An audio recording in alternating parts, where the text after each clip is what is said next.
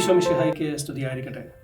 ദൈവാനുഭവം എങ്ങനെയാണ് നമുക്ക് ലഭിക്കുക എന്നതിനെക്കുറിച്ച് ചിന്തിക്കുമ്പോൾ അത് ദൈവം നേരിട്ട് നമ്മുടെ മുമ്പിൽ വന്ന് പ്രത്യക്ഷപ്പെടുകയോ വെളിപാടുകൾ നൽകുകയോ ചെയ്യുകയില്ല. ചിലപ്പോഴൊക്കെ അത് ചില വ്യക്തികളിലൂടെ ആയിരിക്കാം, ചില സാഹചര്യങ്ങളിലൂടെ ആയിരിക്കാം, ചിലപ്പോഴെങ്കിലും ദൈവവചനം വായിക്കുകയും ധ്യാനിക്കുകയും ചെയ്യുന്നതിലൂടെ ആയിരിക്കാം.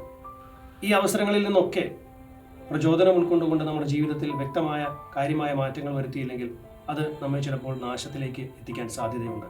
യേശുനാഥൻ തൻ്റെ ശിഷ്യന്മാരെ സുവിശേഷം പ്രസംഗിക്കുവാൻ അയക്കുമ്പോൾ അവരോട് പറയുന്നതും ഇതുതന്നെയാണ്. നിങ്ങൾ പോകുന്നിടത്തെല്ലാം ദൈവരാജ്യം സമീപിച്ചിരിക്കുന്നു, അവർക്ക് നന്മ ചെയ്തുകൊണ്ട് കടന്നു പോകുവിൻ.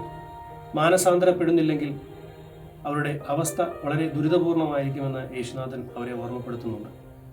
ലൂക്കായുടെ സുവിശേഷം 10-ാം അധ്യായം 13 മുതലുള്ള വാക്യങ്ങളിൽ ഇപ്രകാരം നാം വായിക്കുന്നുണ്ട്. ഖുറാസീൻ, നിനക്ക് ദുരിതം!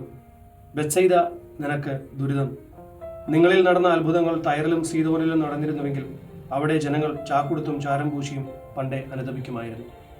സ്നേഹമുള്ളവരെ, അനുതാപത്തിൻ്റെ വഴിയിലൂടെ ദൈവാനുഭവത്തിലേക്ക് കടന്നു വരുവാൻ, ദൈവരാജ്യത്തിൻ്റെ വക്താക്കളായി തീരുവാൻ, സമൂഹത്തിൽ നന്മയുടെ മാറ്റങ്ങൾ കൊണ്ടുവരുവാൻ നമുക്ക് സാധിക്കട്ടെ.